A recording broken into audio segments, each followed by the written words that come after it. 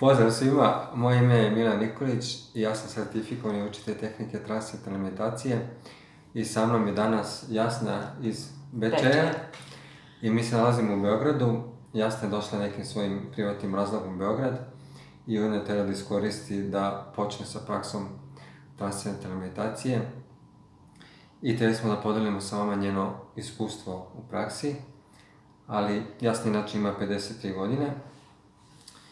I prvo ćemo da je pitamo kako se ona uopšte odlučila za meditaciju, kako uopšte došla do meditacije? Preko interneta sam slušala Srdjana Roje i Sadhgurua i tako sam krenula sa ovim...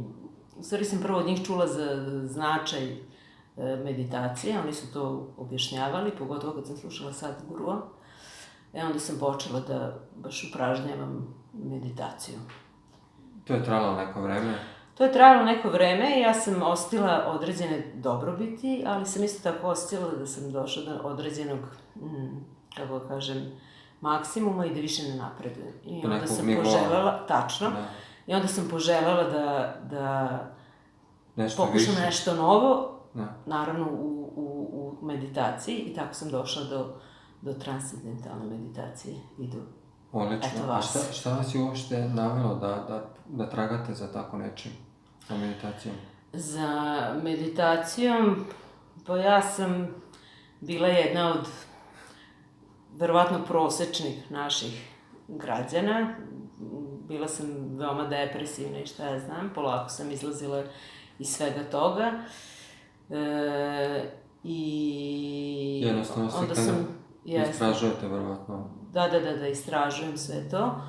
I shvatila sam da, kako kažem, kad sam krenula u taj put da istražujem unutar sebe, da tražim sreću, radost, mislim, smisao, sve unutar sebe, odjednom mi je bilo jasno da treba da menjam suštinski pogled na svet. I opet su mi svi ukazivali ti učitelji ili ne znam, nebitno, na meditaciju. Svi su ukazivali usmeravali na meditaciju? Na meditaciju u smislu da je neophodno blago se odvojiti od misli, A tih spoljašnjih uticaja možda? Jeste. Mislim, kako da kažem, od dosadašnjeg načina razmišljanja, koji sam usvojili, verovatno ih, kako kažem, oni postali podsvesna varijanta koja utiče, koja je stvorila već te, kako da kažem, modele koji su davali loše rezultate u smislu da sam neraspoložena, nervozna, loše podnosim pritisak na poslu i takve stvari. Počeli ste samostalno da istražujete, da praktikujete kod kuće, vidjeli ste da imate dobrobiti, došli ste do jednog nivoa, ali ste hteli još. Tačno. I onda ste naišli na transcendentalnu meditaciju. Jeste. Dobro. Jeste, znači, kako kažem, opet gledajući emisije o tim meditacijama i svemu, pošto su, kako kažem, pored svih dobrobiti, između ostalog se spominjalo i mislim, kako kažem, povećanje mogućnosti samoisceljenja i šta ja znam, ja sam i na to krenula da obraćam više pažnje, kako da kažem. Da, to je jako tačno, to je neka druga tema. Jako puno ima naučnih istraživanja koji su urađeni na ljudima koji praktikuju transcendentalnu meditaciju i pokazalo se jako puno zdravstvenog poboljšanja. I to je upravo ono što na neki način navodi ljude da počnu sa praksom. Ima puno razloga zbog kojih ljudi počinju, ali to je jedan od razloga. Ali moram vas pitati još nešto jako važno, a to je da li ste imali neke sumnje što se tiče meditacije ili uopšte što se tiče transcendentalne meditacije? Pošto kod nas ovdje, obično u Srbiji, na Balkanu, ljudi su malo skeptični i rezervisani kada je u pitanju meditacija. Ja sam isto bila potpuno skeptična, mislim na samom početku, i mislila sam šta mi sad tu da meditiramo kad to, mislim, tačno. Kao to ipak treba da budeš tamo u Indiji ili ne znam ja, ali života mi sam tako mislila, kao da to niti u našoj tradicije, niti mi to, ko će to meni Da. kao, kako će sad to mene neko da uči, tamo su ipak I ljudi ko- koji celog života, ne znam, meditiraju ili se sreću sa tim i tako dalje. I drugo, ko će mene da razume ako ja kažem da meditiram? I to Dobro, je isto... to nekako... Manje više. Ne, to meni ne smeta. Ali i to je tačno, ljudi obično pomisle meditacija za neke ljude koji žive nekim potpuno drugačijim ili povučenim životom. A u stvari meditacija je za ljude koji imaju jako puno aktivnosti i koji se susreću sa stresom, da bi mogli da uklone stres, poboljšaju svoje zdravlje i da bi bili uspešni u svojoj aktivnosti. Meni se svidjelo taj Sadhguru, on je super je to rekao, jer ga non stop ljudi pitaju u vezi meditacije, meditiraju, ali nemaju nikakvih uspeha i tako dalje. I onda on jako lepo rekao, jedna je stvar meditirati, a druga stvar je meditativnost, kako on to kaže. Da, biti u Jer stanju kaže, meditativnosti. jedno kad ti sediš i glumiš da meditiraš, kao što smo svi, mislim, kreneš tako.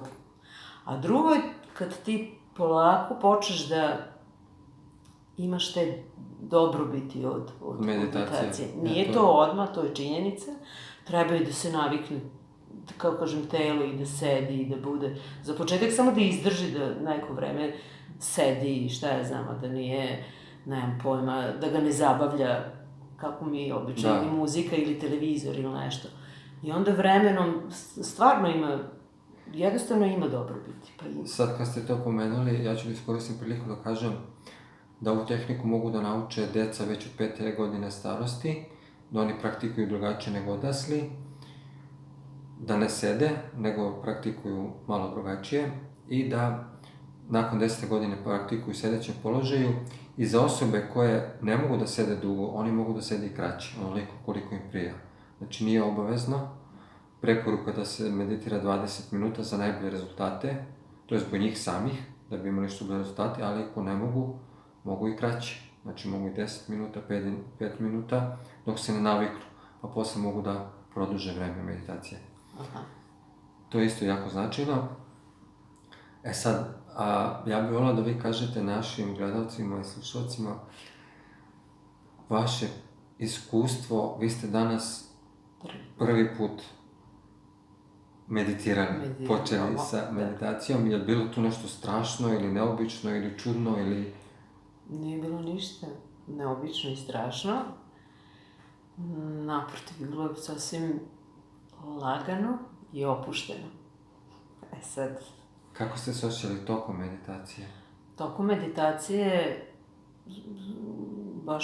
baš dobro, opušteno. Zaista opušteno. Meni je to onako... Mada su me nešto kao malo bolelo leđa na momente kad se baš prođe. I onda, kako se zove, bude tu. Da. Znači, malo, ne znam... Mentalno, kako ste se osjećali?